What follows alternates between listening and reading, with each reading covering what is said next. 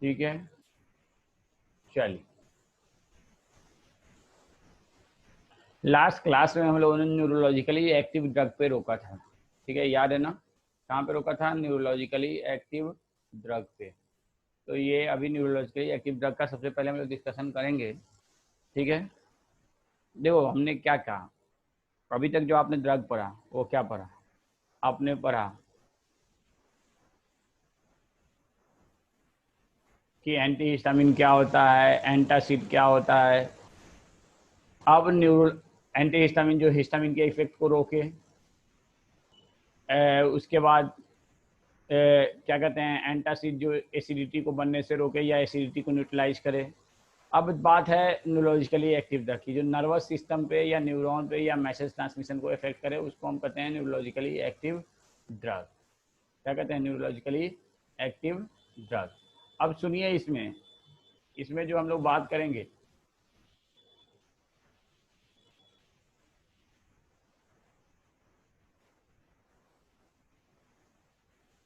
ठीक है, दो तरह के ड्रग होते हैं जो कि मैसेज ट्रांसमिशन को या नर्वस सिस्टम पे, देखो या तो न्यूरोलॉजिकली एक्टिव ड्रग जो है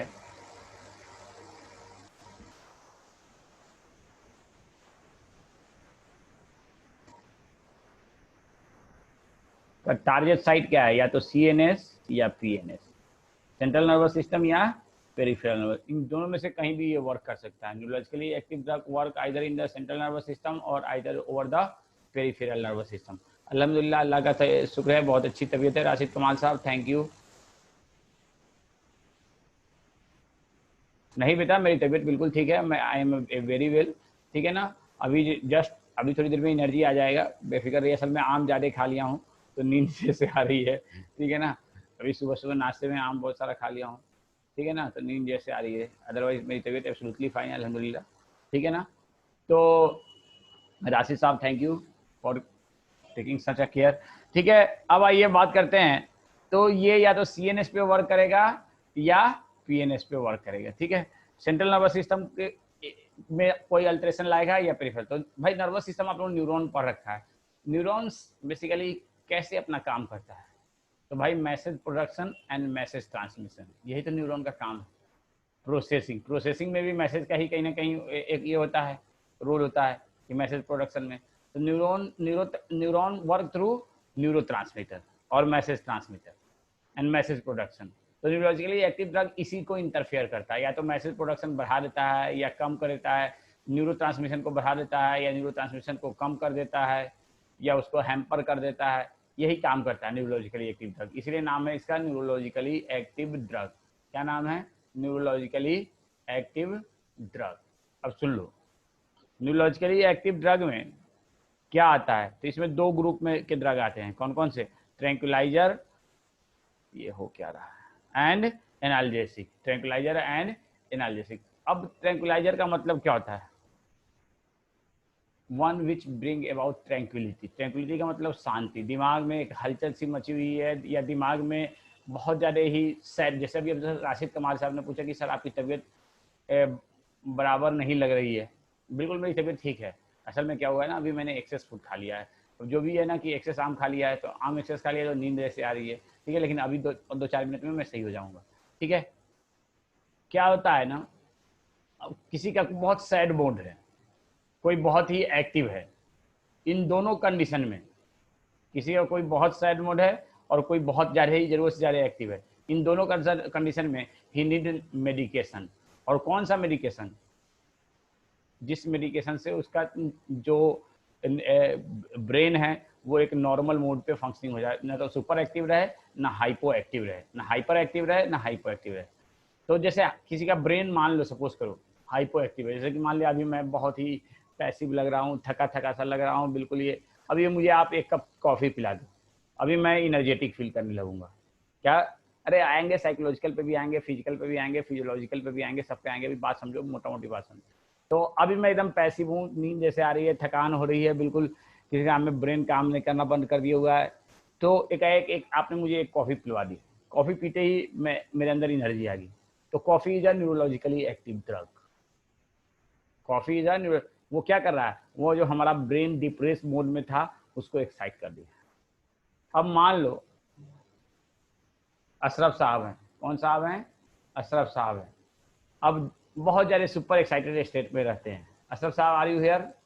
होंगे आप, ठीक है। वो सुपर एक्साइटेड स्टेट में हैं और उनको नॉर्मलाइज करना है। क्या करना है? नॉर्मलाइज करना है। अशरफ साहब को क्या करना है? नॉर्मलाइज करना है। He is in a super excited state and उन्हें नॉर्मलाइज करना है। तो उनको एक ऐसी दवा दिया कि जिससे वो सुपर एक्साइटेड स्टेट से नॉर्मल कंडीशन में आ गया। तो ये दवा स्टिमुलेट नहीं कर रहा है बल्कि ये डिप्रेस कर रहा है। तो ऐसी दवाएं जो सैड मोड से, जो डिप्रेस मोड से स्टिमुलेट करें, उनको हम कहते हैं स्टिमुलेंट। और ऐसी दवाएं जो हाइपर एक्टिव मोड से नॉर्मल मोड में ले आए, उसको कहते हैं डिप्रेसेंट। तो जो सैड मोड से एक्साइटेड स्टेट में ले जाए, नॉर्मल मोड में ले जाए, उसको स्टिमुलेंट, और जो हाईली एक्टिव मोड से नॉर्मलाइज करे उसको डिप्रेसेंट। अब एक टर्म है ट्रैंक्विलाइजर। ट्रैंक्विलाइजर का मतलब क्या हुआ? आपके दिमाग में अजब अजब का ख्याल आता रहा है। जैसे अभी आपके दिमाग में, माँ साहब के दिमाग में चल रहा है कि सेशन 0 हो जाएगा, पढ़ के क्या करेंगे। हार्दिक बेटा जो है इसी चक्कर में रात में सपने देख रहे थे। हार्दिक सपने देख रहे थे, और जब सपने देख रहे थे तो रात में, आज क्लास में देर हो गई उनको, अभी आ रहे हैं। तो वो सपने देख रहे हैं और दिमाग में उनके क्यों सपने आ रहे हैं? दिमाग में बहुत ज़्यादा हलचल है। सपना का ड्रीम का एक बहुत बड़ा रीजन होता है दिमाग में बहुत ज़्यादा हलचल होना। ड्रीम वो लोग ज़्यादा देखते हैं। तो उनको चाहिए ट्रैंक्विलिटी, उनको चाहिए शांति। तो शांति लाने के लिए न्यूरोलॉजिकली एक्टिव ड्रग। उसी तरह से मान लो, सपोज करो मेरे इस अंगुली में यहाँ पे पेन हो रहा है, इस उंगली में पेन हो रहा है। अब यहाँ से पेन का परसेप्शन हमारे सेंट्रल, पेन का परसेप्शन कहाँ होता है? सेंट्रल नर्वस सिस्टम में। कौन से लोब में? बताओ। सेंट्रल नर्वस सिस्टम के कौन से लोब में पेन का परसेप्शन होता है? बताओ तो भाई। सेंट्रल नर्वस सिस्टम के कौन से लोब में पेन का परसेप्शन होता है? फ्रंटल, अरे वाह। पेराइटल, अरे वाह, वेरी गुड। तो तुम लोग तो बहुत जानते हो जी, बहुत जानते हो। You do not need hair, you need your space is in NASA. ठीक है, वेरी गुड। ठीक है, तो पेराइटल लोब में अगर मान लिया यहाँ से जो पेन, यहाँ पे हमारे चोट लग गई है, कुछ भी हुआ है, अगर हम पेराइटल लोब को न्यूट्रल ये कर दें, क्या करते हैं, किसी तरह से हम डैमेज कर दें, या पेराइटल लोब में जो पेन एरिया है उसको हम नॉन सेंसेबल बना दें, तो क्या यहाँ पे जो तकलीफ हो रही है वो हमको एहसास होगा? नहीं होगा।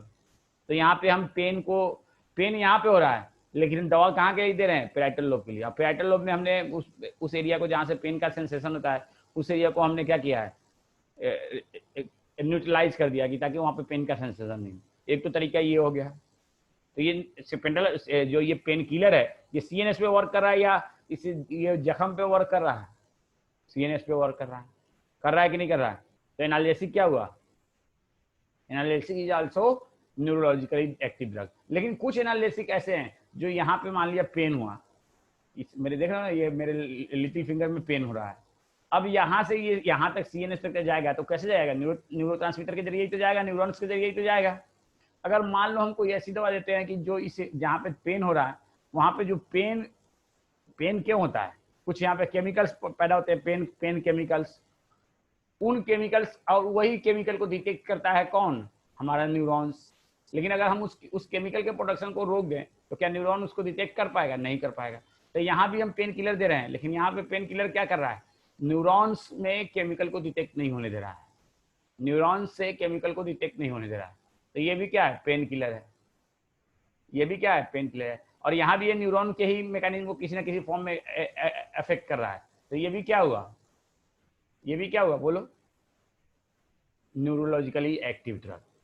तो अब देखो हमने क्या कहा, दिमाग में हलचल है, ट्रैंक्विलाइजर। पेन को खत्म करना है, एनाल्जेसिक। और both tranquilliser and analgesic are neurologically active drug. हमारी बात समझ में आ रही है? Both tranquilliser and analgesic are neurologically active drug. अब देखो ट्रैंक्विलाइजर एक बहुत ब्रॉड टर्म है। Tranquilliser is a very broad term.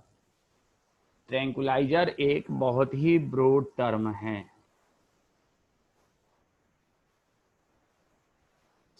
Tranquilliser मतलब शांति लाने वाला। अब मेरी आज लड़ाई हो गई, किससे?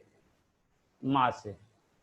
और जब मैं माँ से लड़ लिया तो अब जाके मुझे घर नींद नहीं आ रही है। क्यों? मैं तरह तरह का, क्योंकि माँ ने मुझे सूद दिया, लड़ाई के दौरान माँ ने मुझे सूद दिया। अब मुझे बदले की भावना से मैं जल रहा हूँ। कौन सी भावना से? बदले की भावना से मैं जल रहा हूँ। अब मुझे क्या करना है ना, मुझे बदला लेना है।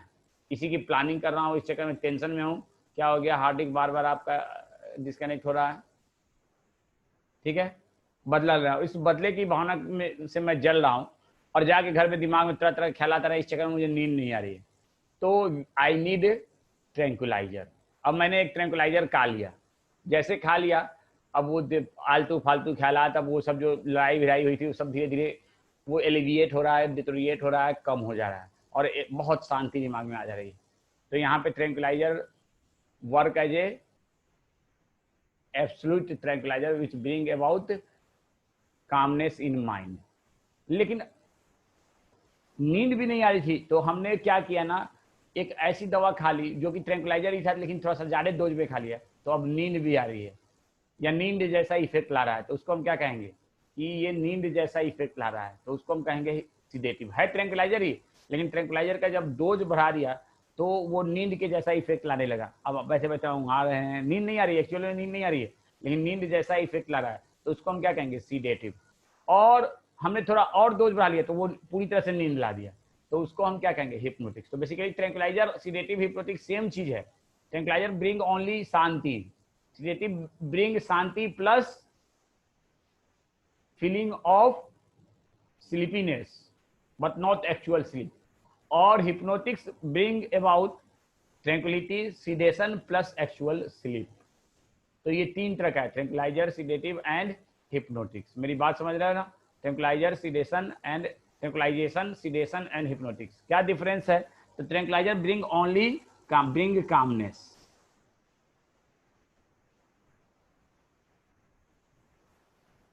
हिप्नोटिक्स एक टर्म है, bring calmness plus feeling of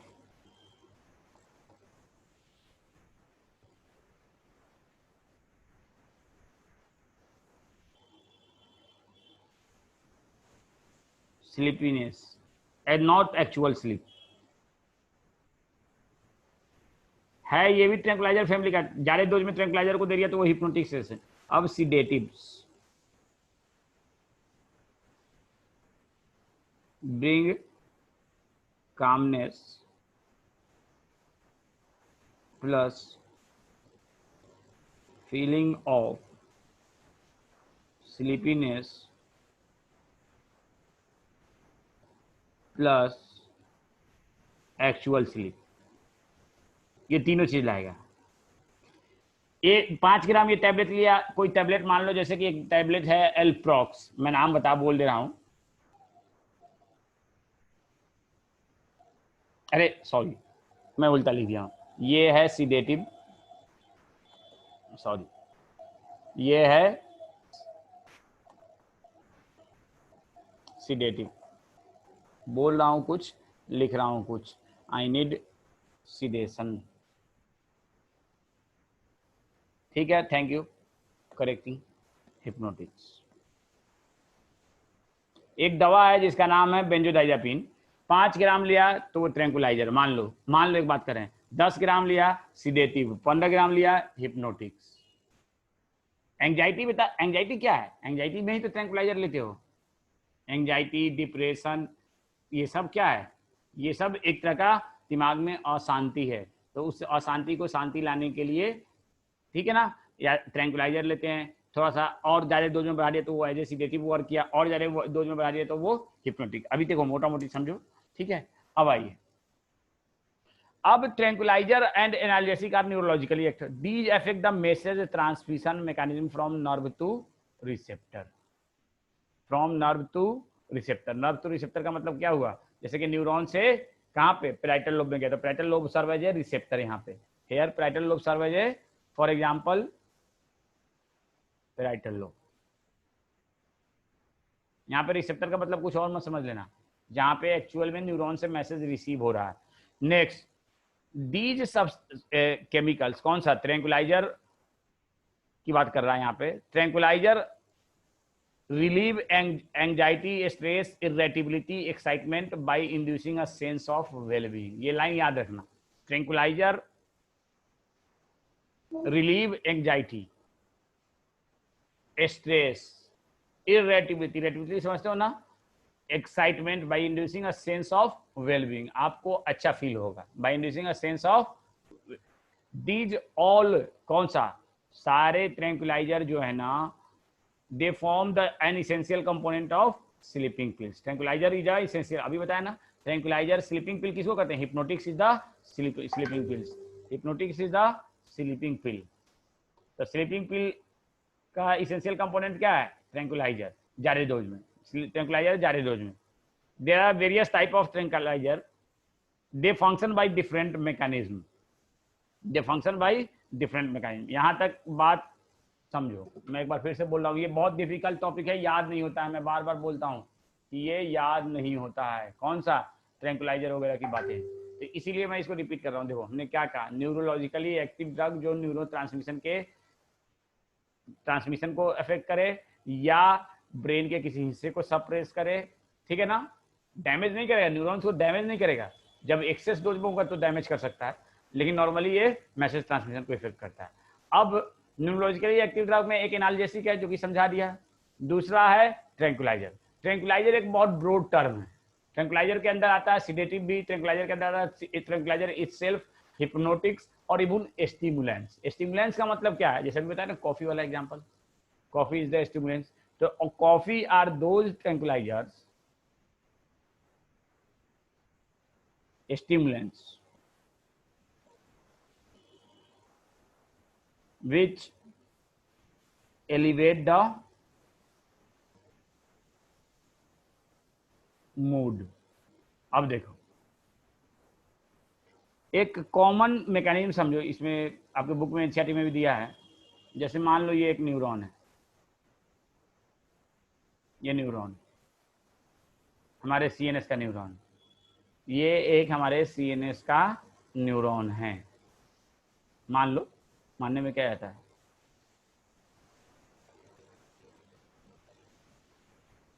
this is a neuron of our CNS. अब देखो होता क्या है, यहां पे एक न्यूरोलॉजिकली एक्टिव ड्रग, यहाँ पे एड्रेनालिन एक केमिकल है, नाम सबने सुन रखा है एड्रेनालिन का, एक हार्मोन है, एक न्यूरोट्रांसमीटर है। Adrenaline is both neurotransmitter as well as hormone, adrenaline is both neurotransmitter as well as hormone. ये याद रखना कि एड्रेनालिन क्या है, न्यूरोट्रांसमीटर भी है, हार्मोन भी है। मालूम है कि नहीं मालूम है तो लिख लो, adrenaline is both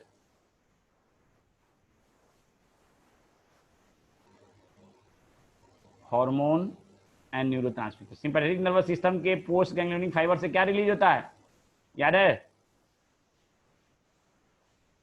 sympathetic nervous system के पोस्ट गैंग्लियोनिक फाइबर से क्या रिलीज होता है, भूल गए, हाँ चलिए ठीक है, चलिए तो आपको याद है।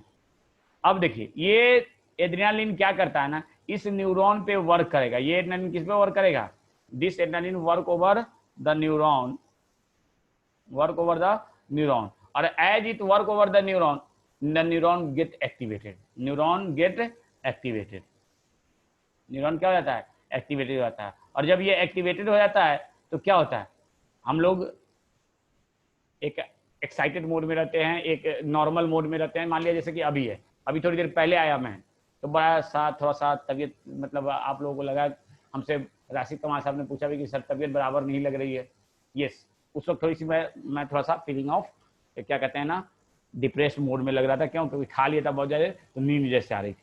लेकिन अभी आप लोगों से बात करना शुरू किया, इन द मीन टाइम हो सकता है मेरे बॉडी में एड्रेनालिन का जनरेशन बढ़ गया होगा, और ताकि पढ़ाने की वजह से, ये चूंकि मेरा फेवरेट वर्क में से वर्क है, तो जब कोई आदमी अपना फेवरेट वर्क करता है तो एक्साइटेड कंडीशन में, तो हुआ क्या होगा, हो सकता है कि मेरे बॉडी में एड्रेनालिन का सिंथेसिस बढ़ गया होगा। जब एड्रेनालिन बढ़ता है ना, तो ये न्यूरॉन पे वर्क किया, और जब न्यूरॉन पे, सेंट्रल नर्वस सिस्टम के न्यूरॉन पे वर्क किया, तो हमारे मूड को एलिवेट कर देता है। तो एड्रेनालिन का एक काम क्या है, मूड एलिवेशन, मूड को एक्साइट करना। What is the function of adrenaline, to excite the mood. और लेकिन आपको मालूम है ना, कोई भी न्यूरोट्रांसमीटर या हार्मोन जब वर्क करता है तो थोड़ी देर के लिए वर्क करता है, उसके बाद वहां से उसको हटा लिया जाता है। जैसे एसिटाइलकोलिन वर्क करता है, याद होगा, तो उसको कौन एंजाइम हटा देता है, एसिटाइलकोलिन एस्ट्रेस या कोलिन एस्ट्रेस, याद है ना, याद है कि नहीं है, भूल गए, एसिटाइलकोलिन जब वर्क करता है तो उसको वहां से कौन हटा लेता है, कोलाइन एस्ट्रेस या एसिटाइलकोलिन एस्ट्रेस, याद है ना, चलो गुड। वैसे ही एड्रेनालिन जब वर्क करता है तो एड्रेनालिन को भी यहाँ से हटाने के लिए होता है, कौन सा एंजाइम, नाम सुना होगा, ऐसा कुछ नाम सुना होगा, माओ, नहीं सुना है। कौन सा एंजाइम? एड्रेनालिन को यहां से डिग्रेड करने के लिए, अब इसको डिग्रेड करके क्या बनाता है मुझे नहीं मालूम, लेकिन इस पे जो एंजाइम वर्क करता है उसका नाम है माओ, और माओ स्टैंड फॉर, इसको एड्रेनालिन को सब्सटेंस एक्स में डिग्रेड कर देता है, और जो एंजाइम है इसका नाम है मोनो अमाइन, ये भी नाम याद करने की जरूरत नहीं है इस एंजाइम का, ऑक्सीडेज, और इसको डिग्रेड कर देता है सब्सटेंस एक्स में, मुझे एक्स का नाम याद नहीं आ रहा है, ठीक है। एड्रेनालिन को जरूरत भी नहीं है आपको याद करने का, आपको ये याद रखना कि एड्रेनालिन यहाँ पे रहता है, एड्रेनालिन जब तक है मूड एलिवेटेड है, लेकिन लगातार अगर यहाँ से एड्रेनालिन को बहुत तेजी से हटाया जाए, और हटाने का काम कौन कर रहा है? माओ, मोनोएमाइन ऑक्सीडेज, तो क्या मेरा मूड एलिवेटेड कंडीशन में रहेगा? मान लो मेरा मूड अभी एलिवेटेड हो गया, लेकिन बहुत तेजी से यहाँ से हटा दिया जाता है एड्रेनालिन, और हटाने का काम कौन कर रहा है? माओ। तो अगर मूड को कंसिस्टेंटली थोड़ा सा एक्साइटेड कंडीशन में रहना है तो हम क्या करें? माओ को गोली मार दें, गोली मार भेजे में माओ को गोली मार दें। अगर माओ को हम गोली मारना शुरू करें तो मूड ज्यादा देर तक एक्साइटेड कंडीशन में रहेगा कि नहीं रहेगा? बोलो तो, ज्यादा देर तक रहेगा कि नहीं रहेगा? क्योंकि एड्रेनालिन ज्यादा देर तक रहेगा, और जब एड्रेनालिन ज्यादा देर तक रहेगा तो ज्यादा देर तक इफेक्ट होगा, तो मूड ज्यादा देर तक एक्साइटेड कंडीशन में रहेगा कि नहीं? तो एक्चुअल में यही बात आपके एनसीईआरटी के बुक में भी लिखा है। क्या लिखा है समझो, देखो लिखा है, noradrenaline that play a role in mood change. Noradrenaline is a, adrenaline and noradrenaline is a neurotransmitter, दोनों एक ही चीज होता है, adrenaline noradrenaline, that play a role in mood change. The level, if the level of noradrenaline low for some reason, then signal sending activity become low and then person suffer from depression. जैसे अभी कुछ देर पहले मेरे में हो सकता था कि नॉरएड्रेनालिन कम रहा होगा या एड्रेनालिन कम रहा होगा, तो मैं किससे सफर कर रहा था? अभी थोड़ा डिप्रेस मूड में था, लेकिन अभी हमको आपने एक दवा दे दिया जिसका नाम है एंटी डिप्रेसेंट ड्रग, और उस एंटी डिप्रेसेंट ड्रग में क्या था?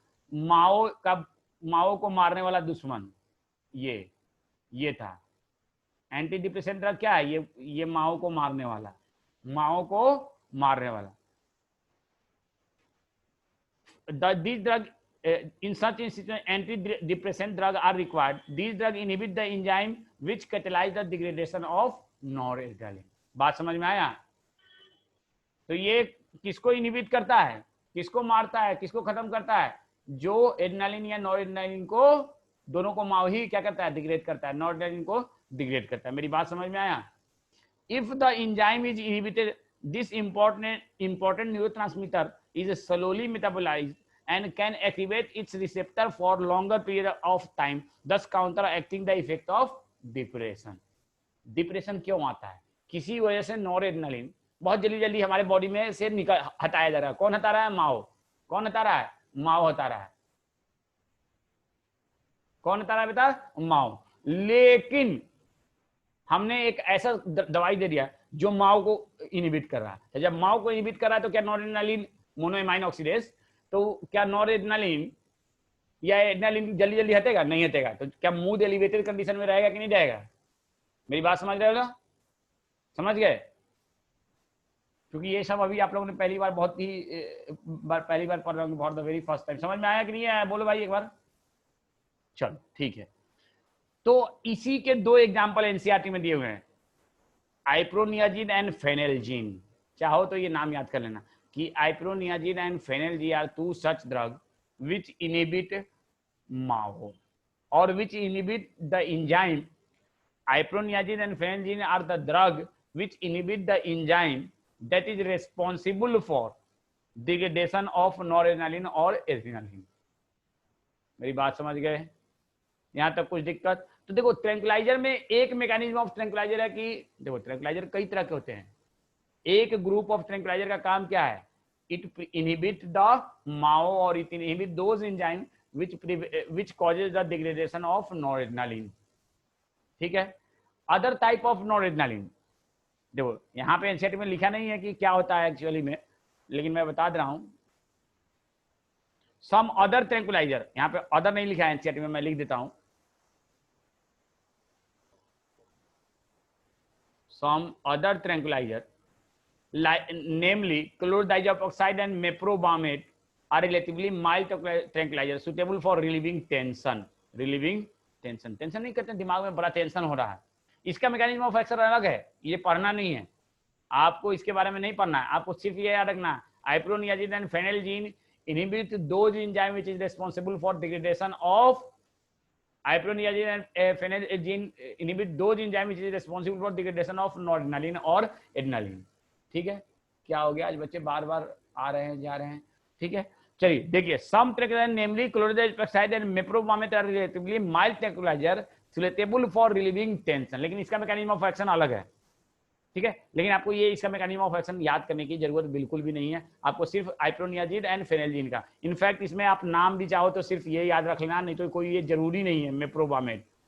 इसके बाद वाला नाम बहुत जरूरी है, equanil is another tranquilizer in controlling depression and hypertension. इसका दूसरा मैकेनिज्म है, देखो डिप्रेशन के लिए खाली ये नहीं जरूरी है कि एड्रेनालिन ही कम हो, नॉर एड्रेनालिन ही कम हो, और भी बहुत सारे मैकेनिज्म है, अभी आप लोगों को उतना डिटेल में नहीं जाना है। अभी हमको ये मान के चलना है कि अलग बहुत सारे दवाइयां हैं किसके लिए, एज ए एंटी डिप्रेसेंट, जिसमें हमने पढ़ा फेनेलजीन या आइप्रोनियाजिन, क्लोरोडाइजाइड एपॉक्साइड या मेप्रोबामेट, और अभी नया पढ़ रहे हैं इक्वानिल। तो आपको क्लोरोडाइजाइड एपॉक्साइड का नाम याद नहीं रखना है, आपको नाम याद चाहो तो वो भी कोई जरूरी नहीं है, मेप्रोबामेट, लेकिन आप फेनेलजीन और आइप्रोनियाजिन याद रखिएगा कि वो क्या करता है, they inhibit the degradation of enzymes which is responsible for conversion of noradrenaline to adrenaline। उसके बाद इक्विनिल, इक्विनिल is another antidepressant by which work by different mechanism and they also used in hypertension। Hypertension समझते हो ना, BP जरूरत से ज्यादा बढ़ गया तो उसमें भी इस्तेमाल होता है, तो इक्वानिल का नाम याद रखना है। ठीक है, उसके बाद और भी ट्रैंक्विलाइजर हैं, और ये सारे tranquilliser they also used for as a sedative और एज ए हिप्नोटिक्स। कौन सा, चाहे वो आइप्रोनियाजिन हो, चाहे फेनेलजीन हो, चाहे क्लोरोडाइजाइड एपॉक्साइड हो, चाहे मेप्रोबामेट हो, चाहे इक्वानिल हो, they all are also used for sedative and hypnotics. They are also used as sedatives and hypnotics. Next आइए, देखो ये दवाएं, ये दोनों दवाएं, ये देखो इसके मैं ऐसे कर दे रहा हूं,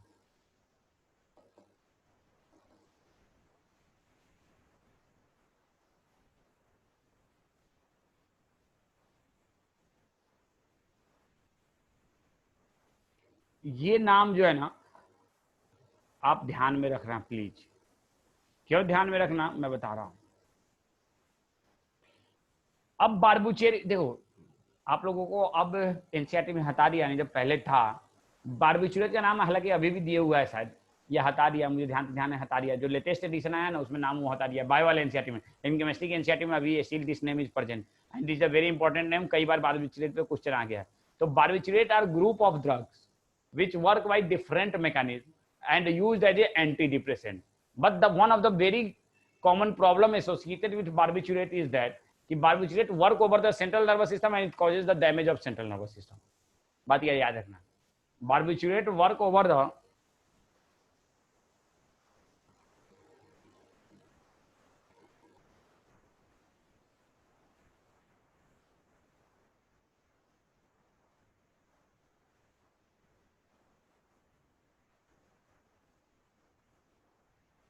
damage of CNS, causes damage of CNS।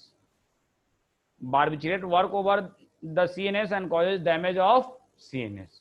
मेरी बात समझो।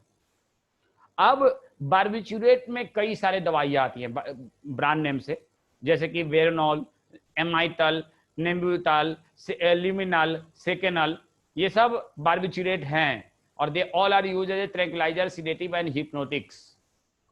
Tranquilliser, sedative and hypnotic. Derivative of barbituric acid known as barbiturate. देखो क्या है ना, derivative of barbituric acid known as barbiturate and commonly sold by the brand name like Veronal, Amital, Nembutal, Luminal, Seconal, used as a tranquilizer, sedative and hypnotics। मैं लिख देता हूं, tranquilizer, sedative and hypnotics।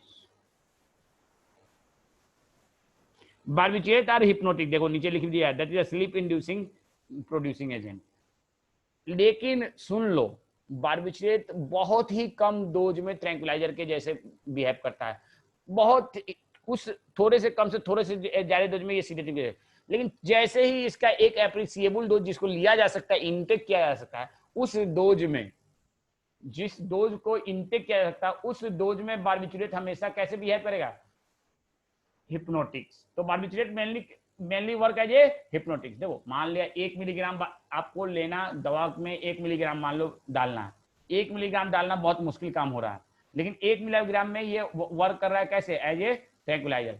1.5 milligram में ये कैसे behave कर रहा है, सीडेटिव। और 2 मिलीग्राम में ये कैसे बिहेव कर रहा है, हिप्नोटिक। 2 मिलीग्राम को आसानी से किसी टैबलेट के साथ डाला जा सकता है, तो 2 मिलीग्राम से कम का पॉसिबल नहीं है, इसीलिए कहा था barbiturate acid is serve as a hypnotics, not as a tranquilizer, not as a sedative. तो it is essential constituent of hypnotic sleep inducing agent. लेक एसेंशियल गलती से निकल गया, essential it is a constituent of sleep inducing agent. लेकिन मैं आपको बता दूं barbiturate right now ban in all over the world.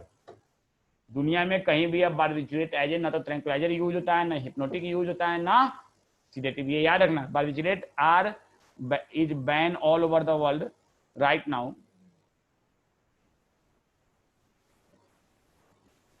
Barbiturate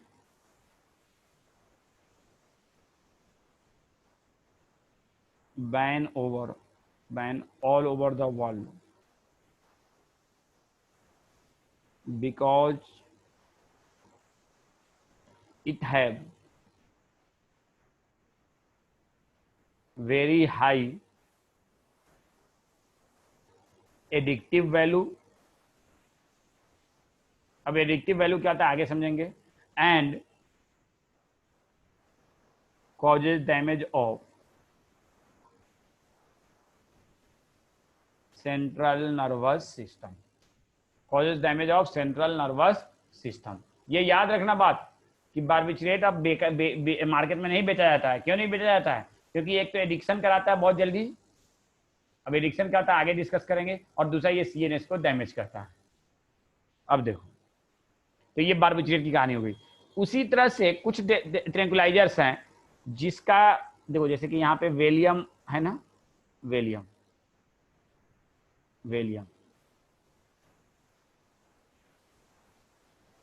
एक ब्रांड नेम है, वेलियम 5, वेलियम 10। वेलियम के अंदर जो सॉल्ट होता है उस सॉल्ट का नाम है BZD, और अगर आप पूरा नाम कहोगे तो बेंजो डाइजापिन।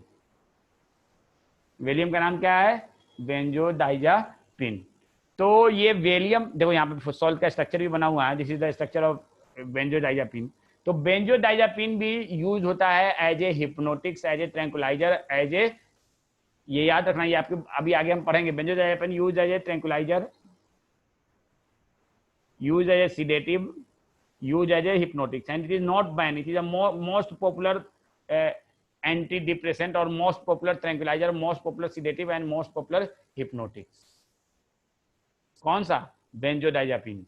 और इसमें बहुत सारे बेंजोडाइजापिन बहुत नाम से आता है। एक ब्रांड नेम क्या है इसका मार्केट में जो बिकता है, वेलियम। दूसरा जो दवा है वो है एज ए ट्रैंक्विलाइजर, सीडेटिव और हिप्नोटिक, सीरोटोनिन। अब सीरोटोनिन जो केमिकल आप लोग, सीरोटोनिन जो रिलीज होता है ना, हिस्टामिन सीरोटोनिन, वही केमिकल होता है। ये एज ए डिप्रेसेंट भी, एंटी डिप्रेसेंट भी यूज होता है। तो आपको ये याद रखना है ना सीरोटोनिन के बारे में, सीरोटोनिन ये इन्फ्लामेटरी मेडिएटर भी है ना, और एलर्जिक मेडिएटर भी है, क्योंकि ये किसमें रिलीज होता है, किससे रिलीज होता है, कौन से सेल से, कौन से सेल से बताओ, मास्ट सेल से या बेसोफिल से। दूसरा, it also serve as a neurotransmitter, ये नहीं मालूम होगा, अब याद रखना, it serve as a neurotransmitter. तो serotonin serve as a neurotransmitter as well as inflammatory mediator, तो आपको ये याद रखना होगा। और सीरोटोनिन का इस्तेमाल होता है ना, आप लोग जब मेडिकल कॉलेज में जाओगे तो पढ़ोगे SSRI, selective serotonin reuptake inhibitor. ये नींद की दवा के तौर पे इस्तेमाल होता है। अगर सीरोटोनिन का लेवल कम होता है नींद नहीं आती है, सीरोटोनिन का लेवल ज्यादा हो तो नींद आती है अच्छी, ठीक है। खैर उतना हमको डिटेल में नहीं जाना है। तो this is also use for as a hypnotics और सीडेटिव्स। कौन सा, सीरोटोनिन, ठीक है ना। सीरोटोनिन का प्रॉपर लेवल होना नर्वस सिस्टम में बहुत जरूरी है। अब देखिए, अभी तक हमने पढ़ा क्या, न्यूरोलॉजिकली एक्टिव ड्रग में ट्रैंक्विलाइजर का। अब इससे पहले कि कुछ और बात करें, देखो यहां एक टर्म होता है एब्यूजिव ड्रग। आ जाओ, कौन सा टर्म? Abusive drug.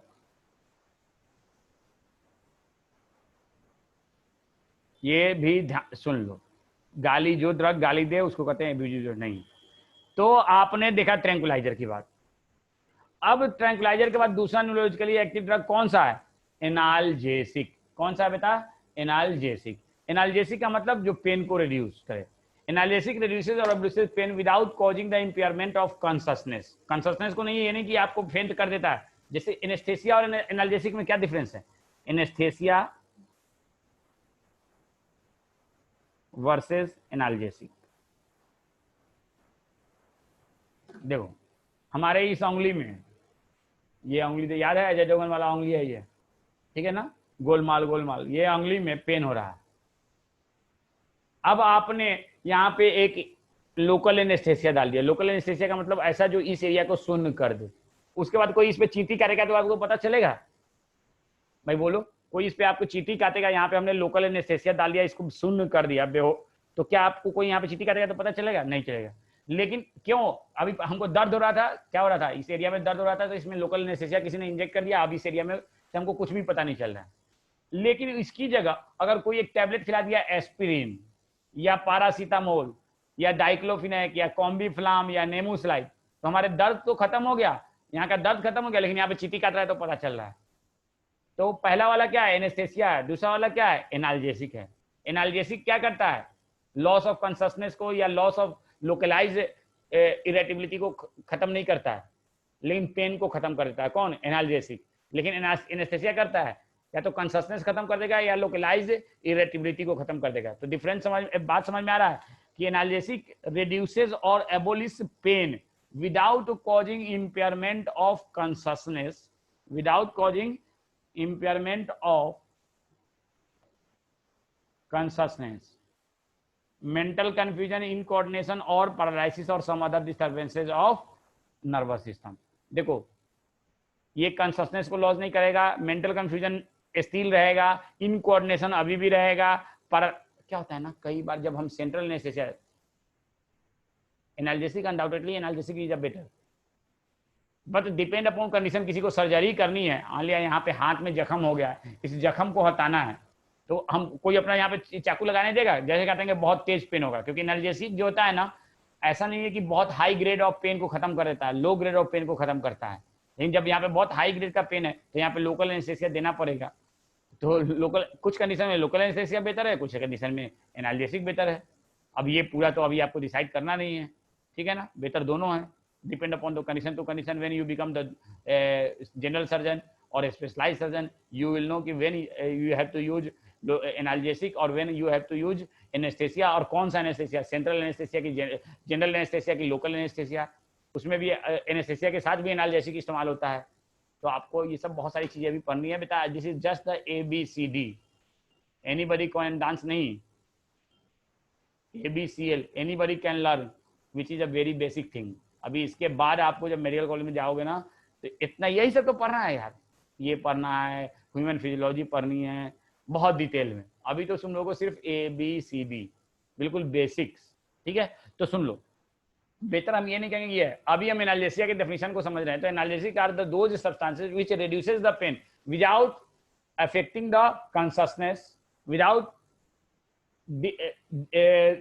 डिस्ट्रॉइंग और without any loss in confusion. Confusion still brain में रहेगा, लेकिन अगर कोई आपको सेंट्रल एनेस्थेसिया दे दे, जनरल एनेस्थेसिया दे दे, तो आप बेहोश हो जाएंगे, तो कोई कंफ्यूजन नहीं रहेगा, you will become half dead, ठीक है ना, समझ रहे ना। Without causing any loss of impairment of consciousness, mental confusion, incoordination, और कई बार जनरल एनेस्थेसिया देते हैं तो परमानेंट पैरालिसिस हो जाता है। अब क्यों होता है ये मत पूछिएगा, क्योंकि नर्वस सिस्टम कुछ लोकलाइज एरिया का हो सकता है डैमेज हो जाए, तो ये सब पैरालिसिस वगैरह नहीं कराता है। कोई कॉन्शसनेस में कोई किसी तरह का कोई चेंजेस नहीं करता है एनाल्जेसिक। आपके अंदर इनकोऑर्डिनेशन अभी भी ऑर्गेन्स में हो सकता है कि लॉस नहीं हो, कोऑर्डिनेशन स्टिल रहे। अब आपको यहाँ पे लोकल एनेस्थेसिया दे दिया ना, मान लिया इस रीजन में, हाथ के इस पूरे रीजन में लोकल एनेस्थेसिया दे दिया, तो अब इस हाथ को हम ऐसे ऐसे अपने व्हील पे इस उंगली को ऐसे ऐसे नहीं नचा सकते हैं, क्यों? क्योंकि इसमें लोकल एनेस्थेसिया है।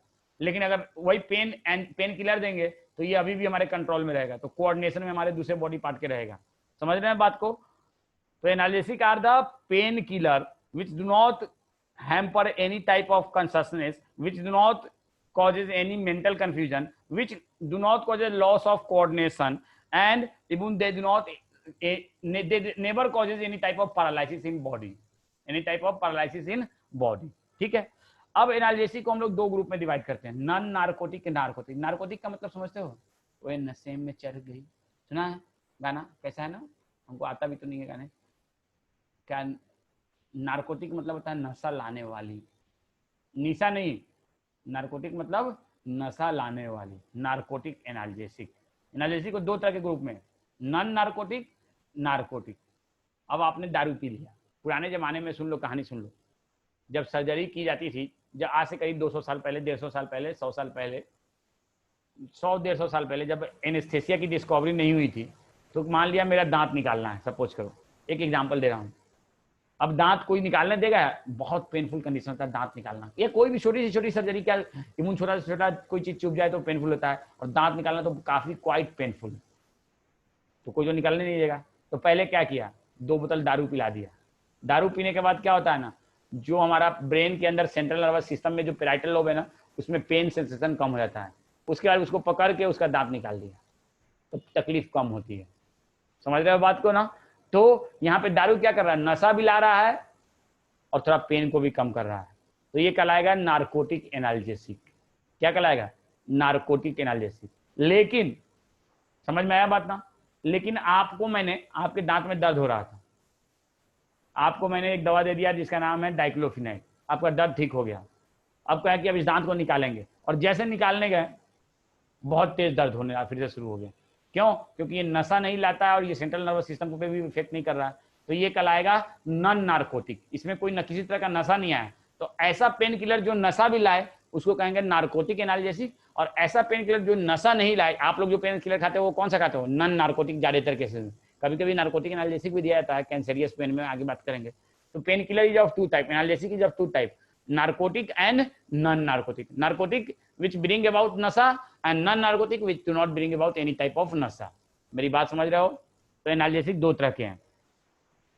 नॉन नार्कोटिक एनाल्जेसिक कौन से हैं? ये हमेशा याद रखना, non narcotic analgesic work over the peripheral nervous system, and narcotic analgesic work over the central nervous system. लिख लो, non narcotic analgesic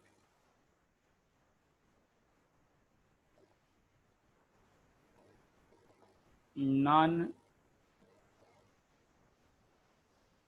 narcotic analgesic work over peripheral nervous system, whereas narcotic analgesic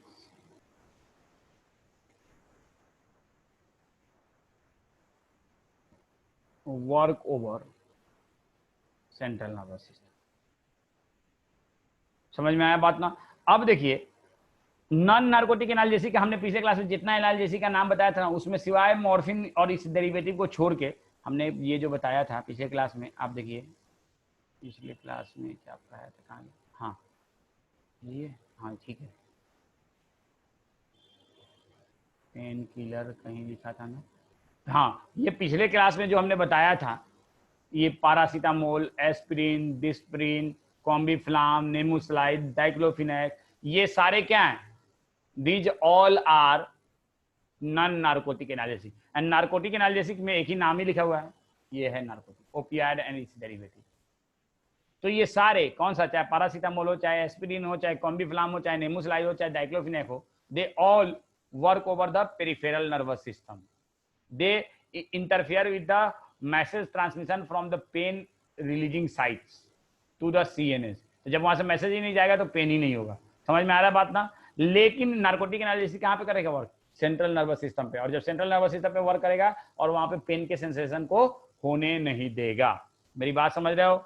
बात समझ रहे हो? तो देखो यही बात यहाँ पे फिर से आ गई, कहाँ पे देखो, analgesic are reduce, non narcotic analgesic are aspirin and paracetamol, दो नाम दिया है, belong to the category of non narcotic analgesic. सिर्फ दो नाम दिया है, कौन सा? Aspirin and paracetamol. Aspirin is the most familiar example, most popular example, most familiar example कौन से है जो सबसे ज्यादा कॉमनली यूज होता है एज ए पेन किलर? आपको कहते हैं ना डिस्प्रिन दे रहे हो, सर में दर्द हो रहा है, बेटा अब्यूजिव ड्रग अभी पढ़ा कहाँ रहा हूँ, अभी पढ़ाऊंगा तो क्या है घबरा रहा है, बिल्कुल ओपियाइड अब्यूजिव ड्रग है, और ओपियाइड का आपने स्पेलिंग भी सही नहीं लिखा है, ठीक है ना, बिल्कुल है, अभी आऊंगा एब्यूजिव ड्रग में, घबराऊं मत, एब्यूजिव ड्रग क्यों कहते हैं ये भी बताऊंगा, ठीक है ना, धीरे धीरे, बहुत बड़ा टॉपिक है ये, और याद नानी याद दिलाता है, याद नहीं होता है, एमसीक्यू नहीं होता है, लेकिन इंशाल्लाह पढ़ने के बाद आप लोग जो चीज़ जब पढ़ाई हो रहा है उसको उसी दिन पढ़िएगा ना तो जरूर याद होगा, ये जान लीजिए। ओपियोइड अभी रुक जाइए, अभी आएंगे उस पर। अभी हम लोग बात कर रहे हैं एनाल्जेसिक की, और एनाल्जेसिक में दो तरह के analgesic, non narcotic and narcotic analgesic. Non narcotic analgesic में हमारे बुक में सिर्फ दो एग्जांपल दिया है, कौन सा? Aspirin and paracetamol. Aspirin is the very common, अपने आप लोग कहते हैं ना सर दर्द हो रहा है, डिस्प्रिन है, Disprin belong to the category of aspirin, basically Disprin is aspirin, Disprin is aspirin, aspirin का ही ब्रांड नेम है डिस्प्रिन, ठीक है। एस्पिरिन अब क्या करता है, कैसे वर्क करता है, ये भी हमारे बुक में दिया है। अब क्या होता है ना, मान लो मेरे यहाँ पे पेन हो रहा है, इस हाथ के इस उंगली में पेन हो रहा है, इस रीजन में जख्म हो गया है, तो इस रीजन में जब जख्म हुआ है ना तो वहां से एक केमिकल का सिंथेसिस होता है जख्म वाले एरिया से, इन्फ्लाम्ड एरिया से, और उस केमिकल का नाम है प्रोस्टाग्लैंडिन। क्या नाम है? प्रोस्टाग्लैंडिन। और prostaglandin is a inflammatory mediator similar to histamine, serotonin और हेपारिन। प्रोस्टाग्लैंडिन इज अ क्या? Inflammatory mediator. What is prostaglandin? तो prostaglandin is inflammatory mediator as like that of histamine, ये भी एक इन्फ्लामेटरी मेडिएटर है, और जब इन्फ्लामेशन होता है तो वहां से पेन रिलीजिंग सब्सटेंस रिलीज होता है। लेकिन अगर किसी के को हम ऐसी दवा दे रहे हैं कि उसमें वो प्रोस्टाग्लैंडिन के सिंथेसिस को रोक दे, किसको रोक दे? प्रोस्टाग्लैंडिन के सिंथेसिस को, तो वहां पे इन्फ्लामेशन नहीं होगा। जब इन्फ्लामेशन नहीं होगा तो पेन रिलीजिंग सब्सटेंस वहां से नहीं रिलीज होगा, तो जब पेन रिलीजिंग सब्सटेंस नहीं तो क्या पेन का सेंसेशन होगा? नहीं होगा। तो ये एस्पिरिन यही काम करता है। Aspirin inhibit the synthesis of chemical known as prostaglandin which stimulate inflammation in the tissue and causes pain, ठीक है। these drugs are effective in relieving skeletal pain such as that due to arthritis। arthritis का मतलब joint में जो pen होता है ना, तो उसके लिए अक्सर मोस्ट कॉमनली जो दवाई इस्तेमाल होता है वो क्या होता है? एस्पिरिन। वो क्या होता है? एस्पिरिन। अब आइए दो टर्म और, इससे पहले कि कुछ और बात करें,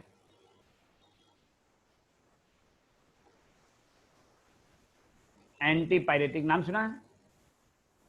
एंटीपायरेटिक हमने बताया कभी? Antiplatelets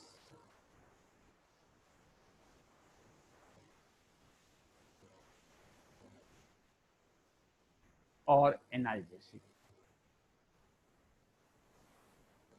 aspirin, aspirin serve as analgesic, aspirin serve as antipyretic, aspirin serve as antiplatelets agent. कौन सा एजेंट? Antiplatelets agent.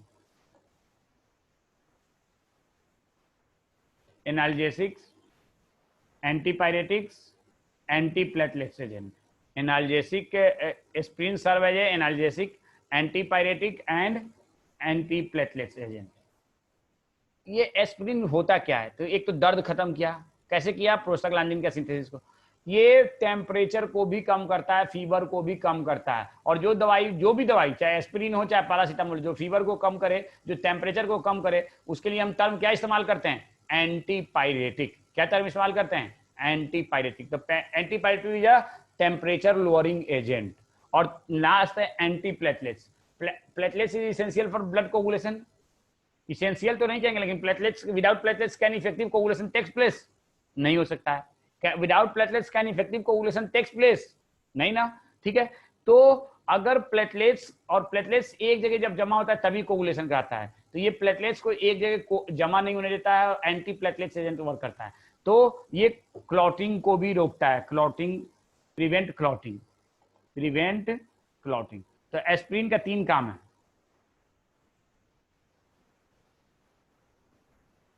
क्या 3 काम है बता? एनाल्जेसिक के जैसे सर्व करता है, एंटीपायरेटिक के, और क्लॉटिंग को भी रोकता है, प्रिवेंट क्लॉटिंग। मेरी बात समझ रहे हो ना? तो इस बात को देखो, यहीं पे लिखा है, वही लिखा है। These drugs are effective in relieving skeletal pain such as due to arthritis These drugs have many other effects such as antipyretic and prevent platelets coagulation, blood coagulation को रोकता है। तो एस्प्रिन के, पैरासीटामोल भी ये काम करता है, लेकिन पैरासीटामोल बहुत कम लेवल का काम करता है। पैरासीटामोल मेनली सर्व एज, ये याद कर लेना, ये है आपके बुक में, अलग है कहीं, कहाँ पे है मुझे एक्चुअली याद नहीं है, लेकिन है केमिस्ट्री में ही है।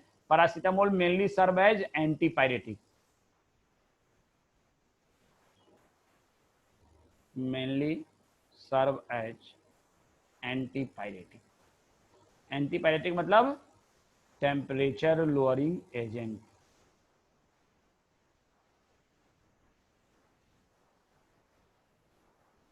But aspirin mainly serve as analgesic as well as anti platelets. अब देखो एजेंट और प्रिवेंट क्लॉटिंग। जैसे हमारे अम्मा को, मेरे अम्मा की बात कर रहा हूँ, उनके ब्लड में ये नेचुरल टेंडेंसी है कि उनका ब्लड बहुत आसानी से कोगुलेट कर सकता है। तो उन्हें डॉक्टर ने कहा है कि आपको पूरी जिंदगी एस्पिरिन लेना होगा। तो रोज डेली 75 mg एस्पिरिन लेती हैं। क्यों? क्योंकि उनके इंट्रावास्कुलर क्लॉटिंग होने के चांसेस हैं। तो it can be use daily by those persons, कौन सा aspirin, which have a chances of blood clotting. ठीक है, लेकिन आपको उतना, ये खैर बात आपको जानने लायक नहीं था, ये मैंने इसलिए बता दिया कि ताकि आपको याद रहेगा। लेकिन आपको ये जरूर याद रखना है कि देखो आतिफ साहब चाय पी रहे हो अकेले अकेले, ये गलत बात है यार। आतिफ अलग अकेले अकेले चाय पी रहे हो, बहुत गलत बात है। ठीक है, तो एस्पिरिन एंटीप्लेटलेट्स के तौर पे भी इस्तेमाल होता है, पेन को भी कम करने में इस्तेमाल होता है, और टेम्परेचर को भी। लेकिन टेम्परेचर को मेन खाली फीवर अगर हो तो मेनली हम एस्पिरिन नहीं खाते हैं, क्या खाते हैं? Paracetamol, Crocin. सबने खाया होगा Crocin, everyone have eaten the Crocin. ठीक है ना, तो मेरी बात समझ गया ना? अब आई, तो ये तो narcotic, non narcotic एनालिसिक। Non narcotic, जो भी एनालिसिक नॉन नार्कोटिक में आता है, जो पेरिफेरल नर्वस सिस्टम पे वर्क करता है, उससे नशा नहीं होता है और उससे कोई एडिक्शन भी नहीं होता है। ये नहीं कि मेरी अम्मा मान लो पिछले 5 साल से खा रही है क्या एस्पिरिन, अब धीरे धीरे उनके ब्लड में ऐसा चेंजेस आ गया कि अब वो आसानी से कोगुलेट नहीं कर सकता है, तब वो एस्पिरिन छोड़ देंगी तो उनके ऊपर कोई बॉडी पे कोई फर्क नहीं पड़ेगा। लेकिन मान लो मेरे एक चाचा हैं, वो दारू पीते हैं, पिछले 5-7 साल से दारू पी रहे हैं, और वो अगर दारू छोड़ दें तो उनके बॉडी पे फर्क नहीं पड़ेगा, बहुत खतरनाक फर्क पड़ेगा। वो दारू के बगैर पागल हो जाएंगे, वो दारू के लिए बेचैन हो जाएंगे, दारू के लिए कुछ भी कर सकते हैं। तो दारू क्या है? एनाल्जेसिक के तौर पे इस्तेमाल हो रहा है, लेकिन क्या कर रहा है? आदत भी डाल रहा है, तो एडिक्टिव एनाल्जेसिक हो गया। वो कौन सा हो गया? Addictive analgesic. बात कर रहा हूँ, that is the addictive analgesic. लेकिन ये जो एनाल्जेसिक है, चाहे पैरासीटामोल हो, चाहे एस्पिरिन हो, चाहे डाइक्लोफिनेक हो, चाहे कॉम्बीफ्लाम हो, इसका कोई आदत नहीं लगता है कि ये नहीं कि कॉम्बीफ्लाम नहीं खाएंगे तो हमारे बदन में दर्द होने लगेगा, ऐसा कोई आदत नहीं लगता है, समझ ना? तो इसको हम कौन सा एनाल्जेसिक कहते हैं? Non addictive analgesic. देखो, नॉन नार्कोटिक और नॉन एडिक्टिव। अब आगे ऐसे पेन किलर के बारे में बताया गया है जिससे नशा होता है और जो एडिक्टिव होता है। यहाँ पे नार्कोटिक एनाल्जेसिक लिखा है और ब्रैकेट में एडिक्टिव एनाल्जेसिक लिख लो, addictive analgesic.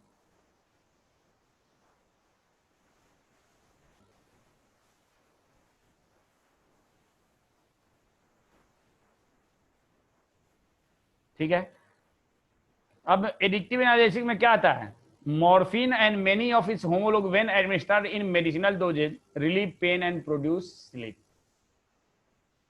Morphine and many of its homologue, morphine और इसके बहुत सारे जो होमोलॉग का मतलब क्या होता है? इसी के सेम, इसी के फॉर्म्स, इसी से ओरिजिनेटेड सब्सटेंस। देखो मॉर्फिन क्या होता है आगे हम डिस्कस करेंगे। मॉर्फिन एक केमिकल है जो कि पापेवर सोमनीफेरम एक प्लांट है, उसके अनराइप कैप्सूल से पाया जाता है, निकाला जाता है। ये मॉर्फिन क्या है? एक तरह का नेचुरली क्या कहते हैं, डिराइव्ड सब्सटेंस है फ्रॉम द प्लांट। कौन सा? पापेवर सोमनीफेरम, और उसके अनराइप कैप्सुलर फ्रूट से इसको लिया जाता है। ठीक है, लेकिन ये क्या है? ये एनाल्जेसिक है, लेकिन ये नशा भी लाता है। तो morphine and many of its homologue, homologue का मतलब बहुत सारे मॉर्फिन से हम लोग तरह तरह के नार्कोटिक एनाल्जेसिक को बनाते हैं। जैसे कि एक नाम आपने सुना होगा हेरोइन, आपने नाम सुना होगा ब्राउन शुगर, ये सब मॉर्फिन के ही डेरिवेटिव हैं। तो ये सब क्या कहलाएंगे? होमोलॉग्स। क्या कहलाएंगे? होमोलॉग्स। नहीं, चरस गांजा नहीं, बिल्कुल नहीं। Charas ganja is not the derivative of morphine, they are the different thing, they are the cannabinoids, they are not derivative of morphine. ठीक है ना, चरस गांजा नहीं, बिल्कुल नहीं बताया, चरस गांजा का नाम बिल्कुल भूल के नहीं लीजिएगा, they are not derivative of, ठीक है। तो morphine and many of its homologue, आगे हम सब बात करेंगे, घबराइए मत, ये सब है हम लोगों को पढ़ना। When administered in medicinal dosages relieve pain and produce sleep. लेकिन देखो सुनो क्या होता है, यहाँ पे मेडिसिनल डोज लिखा है, क्या लिखा है, ये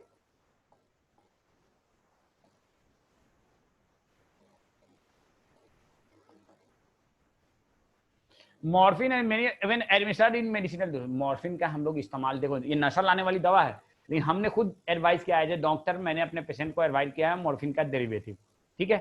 morphine and many of administered in medicinal dosages, जब दर्द जरूरत से ज्यादा हो जाए, जब दर्द बहुत ही शदीद हो जाए, जब दर्द बर्दाश्त ना हो, बाप रे बाप से ऊपर वाले कंडीशन से हो जाए, तो उस कंडीशन में अगर आप नॉन नार्कोटिक एनाल्जेसिक को दोगे, एस्पिरिन, पैरासीटामोल और डाइक्लोफिनेक और कॉम्बिफ्लाम, तो इससे कोई फर्क नहीं पड़ेगा।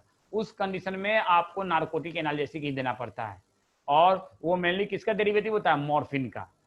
तो और जिस डोज में देते हैं उस डोज को कहते हैं medicinal dose. Relieve pain and produce sleep, दोनों काम करता है। Narcotic analgesic not only relieve pain, आप एस्पिरिन खाओगे तो आपको नींद नहीं आएगी, आप पैरासीटामोल खाओगे तो आपको नींद नहीं आएगी, आप डाइक्लोफिनेक खाओगे तो आपको नींद नहीं आएगी, आप कॉम्बिफ्लाम खाओगे तो आपको नींद नहीं आएगी, लेकिन मॉर्फिन या इसके derivative as a pain killer खाओगे तो आपको नींद भी आएगी। तो आपको ये याद रखना होगा, आपको ये याद रखना होगा कि narcotic analgesic produces both causes both reduction in pain as well as also induces sleep। पहली बात ये याद रखना, narcotic analysis induce sleep as well as reduction in pain और एलिविएट पेन और एबोलिश पेन। समझ में आया बात। इन प्रोड्यूस पॉइजनस डोज, अब आपको खाना है 5 मिलीग्राम, डॉक्टर ने एडवाइस किया, आपके मान लिया दांत में बहुत दर्द हो रहा था, दांत के दर्द में भी देते हैं, या आपको कैंसर हो गया, कैंसरियस पेन हो रहा है, कैंसरियस पेन में भी इस्तेमाल होता है। कैंसर का पेन जो होता है ना बहुत तकलीफ दे होता है, या बच्चा पैदा होने के टाइम में लेबर पेन जो होता है बहुत तकलीफ दे होता है। अब उसमें डॉक्टर ने कहा कि आपको 4 टैबलेट खाना है, 2 टैबलेट खाना है, 10 मिलीग्राम खाना है, या 1 टैबलेट खाना है, और आप कहे कि नहीं हमारा पेन पूरी तरह से खत्म हो जाए, इसके लिए 10 टैबलेट खा लिया आप अपने से। 10 टैबलेट का स्ट्रिप है, आपको कहा डॉक्टर की सिर्फ 1 खाना है, आपने 10 टैबलेट खा लिया। कितना टैबलेट खा लिया, 10 टैबलेट। तो वो क्या हो जाएगा, वो पॉइजनस डोज हो जाएगा, वो नॉर्मल डोज नहीं है, it is the poisonous dose. And in poisonous dose they produce stupor. Stupor का मतलब क्या होता है, STUPOR। What is the meaning of a stupor? Who will tell me? Coma, convulsion and convulsion का मतलब तो वही हो गया, ये याद रखना। पॉइजनस डोजेज में narcotic analgesic producer stupor, coma, convulsion and ultimately death. Coma तो समझ रहे हो ना, पूरी तरह से ऑलमोस्ट बेहोश हो जाना, खत्म, मतलब एकदम पूरी 100% किसमें हो जाना, अनकॉन्शियस हो जाना। स्टपर क्या होता है, STUPOR। Who will tell me the meaning of stupor? I will give him digital cake। बोलो, stupor means stupidity, any more, lack of mental function। ये बात सही लगा, state of near unconsciousness. Yes, अभी पूरी तरह से अनकॉन्शियस नहीं हुआ, जैसे आप नींद में रहते हो, आधे नींद में हो या नींद में हो, और कोई जाके आपको आपके गाल को छुए ऐसे, या आपके नाक को ऐसे छुए, आपको पता नहीं है, लेकिन आप अपने सर को इधर से उधर कर रहे हो, आपको कोई जाके पीछे से ऐसे हल्का सा टच करे तो आप उस उधर से उधर सर को कर लोगे, आपके पैर को छुए आप पैर वहां से हटा लोगे। तो आप अभी कौन से कंडीशन में हो, स्टपर वाले कंडीशन में। कौन से कंडीशन में हो, स्टपर वाले। समझ में आया ना बात, समझ में आया। स्टपर तो उस कंडीशन में रहता है, और फिर उसको क्या कर देता है, अनकॉन्शियस पूरी तरह से कर देता है, और जिसको कोमा कहते हैं। कन्वर्जन का मतलब पूरे बॉडी में कपी शुरू हो जाता है, ठीक है ना, और अल्टीमेटली डेथ कर देता है। तो इसीलिए narcotic analgesic is a very critical thing, और doctor advice is when there is a strong need. ये नहीं कि हर कंडीशन में नार्कोटिक एनाल्जेसिक नहीं दिया जाता, जब दर्द क्या है, क्योंकि ये कहीं ना कहीं एक तरह से डेंजरस चीज है। कौन सा, narcotic analgesic. Morphine narcotic analgesic are sometimes referred to as a opiate. ये भी याद रखना, हर लाइन इसमें इंपॉर्टेंट है। Morphine narcotic analgesic also known as opiate since they are obtain from opium poppy. Opium poppy का मतलब ओपियम प्लांट, ओपियम प्लांट का मतलब, ओपियम प्लांट का मतलब पापेवर सोमनिफेरम। तो मॉर्फिन, नार्कोटिक एनाल्जेसिक में मॉर्फिन है, और मॉर्फिन को या इसके डेरिवेटिव को हम लोग ओपिएट भी कहते हैं। क्या कहते हैं, ओपिएट भी कहते हैं। अफीम, आगे बात करेंगे अफीम की भी, घबराओ मत। ओपिएट, ठीक है। These analgesics are chiefly used for, अब देखो नार्कोटिक एनाल्जेसिक का काम कहाँ कहाँ मेनली है, तो narcotic analgesic chiefly used for relief of post-operative pain, cardiac pain, pain of terminal cancer, and in childbirth. And in childbirth. Post operative pain का मतलब जब सर्जरी कर देते हैं ना, सर्जरी तो किस में कर रहे हैं, एनेस्थेसिया में, तो उस वक्त तो कुछ पता नहीं चल रहा है। अब जब सर्जरी कर दिया, टाँका वाँका लगा दिया, उसके बाद जब एनेस्थेसिया का इफेक्ट खत्म हुआ तो पेशेंट दर्द से चिल्लाएगा, बाप रे बाप अब तो बर्दाश्त ना हो रहा है, डॉक्टर साहब कुछ तो करो। तो डॉक्टर साहब ने क्या कर दिया, मॉर्फिन दे दिया। डॉक्टर साहब कुछ तो करो, तो डॉक्टर साहब ने क्या दे दिया, मॉर्फिन के डेरिवेटिव दे दिए। उससे क्या होता है, पेन कम हो गया। ड्यूरिंग द कार्डियक पेन, दिल का दर्द, फिल्मी दर्द नहीं, रियल में जो दिल का दर्द होता है ना, वो बहुत तकलीफ दे होता है। और उस कंडीशन में मोस्टली हम लोग नार्कोटिक एनाल्जेसिक, ओपिएट या ओपियम डेरिवेटिव और मॉर्फिन के डेरिवेटिव का इस्तेमाल करते हैं। और कैंसर, अभी बताया ना, कैंसरियस पेन जो होता है बड़ा तकलीफ दे होता है। और टर्मिनल कैंसर का मतलब जो लास्ट कैंसर का स्टेज में होता है, जो फोर्थ स्टेज होता है, लास्ट स्टेज होता है ना, जो लास्ट स्टेज कैंसर का होता है उसमें पेन बहुत तकलीफ दे होता है। तो in terminal cancer and in childbirth, बताया ना अभी, ड्यूरिंग द लेबर पेन। अब देखो यहाँ पे मॉर्फिन का स्ट्रक्चर दिया है, ये स्ट्रक्चर आपको याद रखना है, because it is given in your NCERT bio book also. ये स्ट्रक्चर आपको याद रखना है, ये आपके एनसीईआरटी के बुक में भी है, बायो के भी, केमिस्ट्री के भी, और डायरेक्ट यही स्ट्रक्चर रहता है। अब कुछ लोगों के बुक में ये स्ट्रक्चर नहीं होगा मॉर्फिन का, बल्कि ये वाला होगा, मैं बता दे रहा हूँ। कुछ लोगों के बुक में एनसीईआरटी में ये वाला होगा, लेकिन वो कौन सा होगा, वो पुराना एडिशन में होगा। जो लेटेस्ट एनसीईआरटी का एडिशन है ना, उसमें ये है, ये वाला है, ये वाला है। तो ये स्ट्रक्चर आपको याद रखना होगा। मेरी बात समझ रहे हैं, कैसे याद रखेंगे, तो देख लो 4 बेंजीन रिंग है, अब इसमें NCH3 लग जाएगा, एक तरफ HO एक तरफ HO, 2 हाइड्रोक्सिल, एक नीचे में ऑक्सीजन। 4 बेंजीन रिंग नहीं है, एक्चुअल में 3 बेंजीन रिंग है, और एक कौन सा है, 5 साइड वाले को क्या कहते हैं जी, 5 साइड वाले को क्या कहते हैं, पेंटागोनल, जो भी कहते हैं, पेंटागोनल रिंग है। तो 3 बेंजीन रिंग, एक पेंटागोनल रिंग, उसके साथ 2 हाइड्रोक्सिल और एक NCH3 अटैच, तो साइक्लोपेंटेन या जो भी कहिए। तो आप जो है ना इस स्ट्रक्चर को याद रखेंगे, because it is given in your NCERT biology as well as NCERT chemistry. और ये स्ट्रक्चर पे क्वेश्चन आते भी हैं, दे देगा ये स्ट्रक्चर, बोलेगा कि ये किस चीज का स्ट्रक्चर है, और ऑप्शन में दे देगा मॉर्फिन, हेरोइन, कीडीन, कैनाबिनॉइड्स, कुछ भी दे देगा, ठीक है। तो आपको मॉर्फिन का स्ट्रक्चर याद रखना है। देखो बगल में हेरोइन है, हेरोइन में हाइड्रोक्सिल की जगह क्या है, AC है, देखो है कि नहीं है, हेरोइन में हाइड्रोक्सिल की जगह क्या है, AC है। उसके बगल में कीडीन है, कीडीन में हाइड्रोक्सिल की जगह क्या है, CH3, और एक तरफ हाइड्रोक्सिल ही है, देखो यहाँ पे है कि नहीं है, देखो दा, ये क्या है, AC-RIL-6 क्या है भाई, क्या लिख रहे हैं आप, ठीक है ना। हेरोइन में देखो हाइड्रोक्सिल में दोनों जगह हाइड्रोक्सिल की जगह एसिटाइलिन है ना, AC का मतलब एसिटाइलिन, एसिटाइल कोलिन नहीं, here AC stand for acetylene, not acetyl choline. यहाँ पे ACH, एसिटाइल कोलिन के लिए हम क्या टर्म इस्तेमाल करते हैं, ब्रीफ करते हैं, ACH, समझ रहे हो अशरफ। तो बेटा ये AC है, तो ये क्या है, एसिटाइलिन।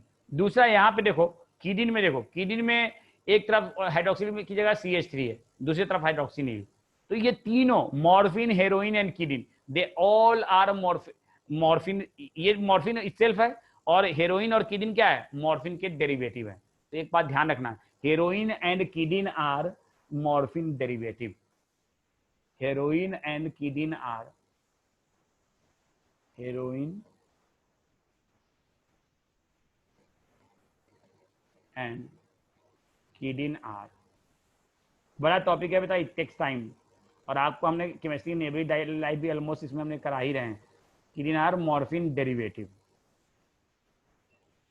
BTS में कल तक जो भी पढ़ाया था वो सब आएगा, आज वाला भी एक आध क्वेश्चन हो सकता है, लेकिन कल तक जो भी पढ़ाया था वो सब रहेगा। Heroin and codeine are morphine derivative, देखो देख लो और सुन लो, जिन लोगों को इसका क्लास करना है ना, इंडोक्राइन सिस्टम का, केमिकल कोऑर्डिनेशन एंड इंटीग्रेशन का, तो वो मैं यूट्यूब पे ओपन वीडियो डाल दे रहा हूँ, पब्लिश कर दे रहा हूँ, आप लोग उसमें देख लेना, क्योंकि आप लोगों का और 11th का क्लास का टाइम क्लास कर रहा है, तो आप लोग वीडियो देख लिया करना, ठीक है ना। उसमें भी वही होता है जो हम यहाँ पढ़ाते हैं, ठीक है ना, तो प्लीज उसको देख लिया करना। तो ये समझ में आया यहाँ तक। तो नार्कोटिक एनाल्जेसिक का मतलब क्या हुआ, समझ में आ गया। नॉन नार्कोटिक एनाल्जेसिक का मतलब क्या हुआ, समझ में आ गया। अब देखिए यहाँ पे एक एब्यूजिव ड्रग की कहानी है। कौन किसकी कहानी है? एब्यूजिव ड्रग की।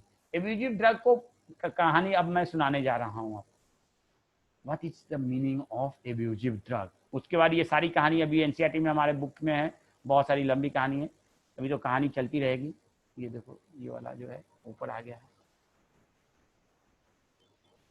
कोई बताएगा what is the meaning of abusive drug? बोलो, कौन बताएगा? मैं उसको अनम्यूट करता हूं।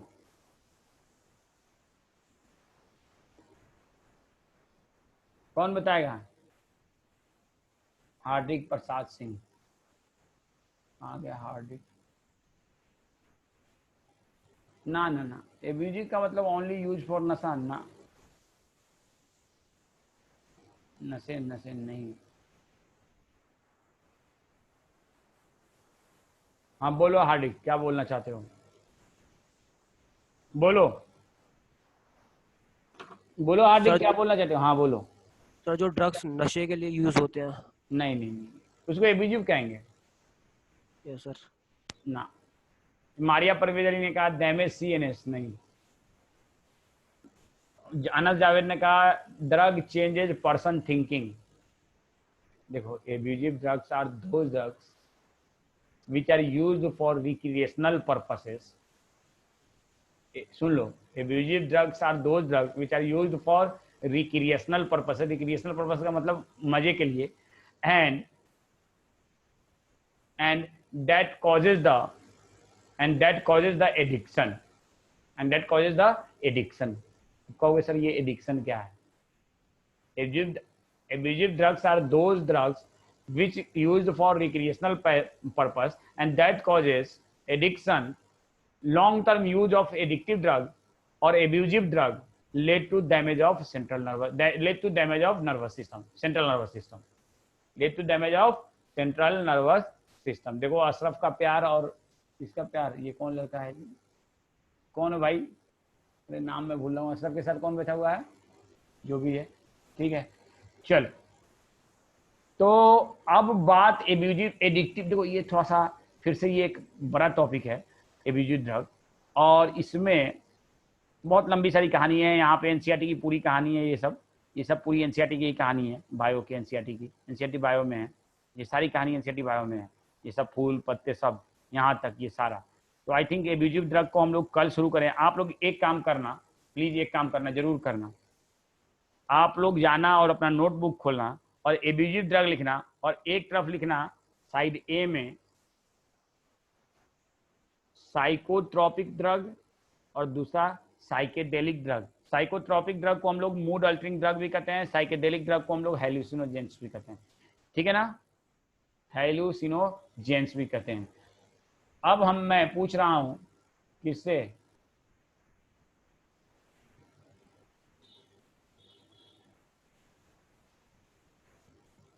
इंसा, वसीम, आप बताइए, मैंने आपको अनम्यूट किया है, आप बताइए what is hallucination? Any idea about the hallucination? अब क्या आ रहे हो अब तो क्लास? हाँ इंसा। सर कोई चीज इमेजिन करना, मतलब जो चीज एग्जिस्ट नहीं करती है उसको देखना हो तो। चलिए, नहीं, this is not the proper definition of hallucination. Next class में हम लोग पूरी बात करेंगे। हेलुसिनेशन का ये प्रॉपर डेफिनेशन नहीं है। नेक्स्ट क्लास में हम लोग एडिक्शन, डिपेंडेंसी, बहुत इंटरेस्टिंग क्लास होगा और बहुत सारी चीज़ें सीखने को मिलेंगी। हेलुसिनेशन का एग्जैक्ट मीनिंग क्या होता है, हेलुसिनेशन होता क्या है, डिपेंडेंसी क्या होता है, psychological dependency, physical dependency, physiological dependency. आज के लिए इतना रखते हैं, ठीक है। This is all for today. Allah Hafiz, good night. Sorry good night नहीं कहते, क्या कहेंगे जी? जो भी कहेंगे, जो क्या कहेंगे जी, क्या कहेंगे बोलो, हमको उतना अंग्रेजी नहीं आती है। अबे अल्लाह हाफिज के अलावा अंग्रेजी में अगर बोलना हो भाई, जो हमारे गुड बाय, हाँ चलो गुड बाय।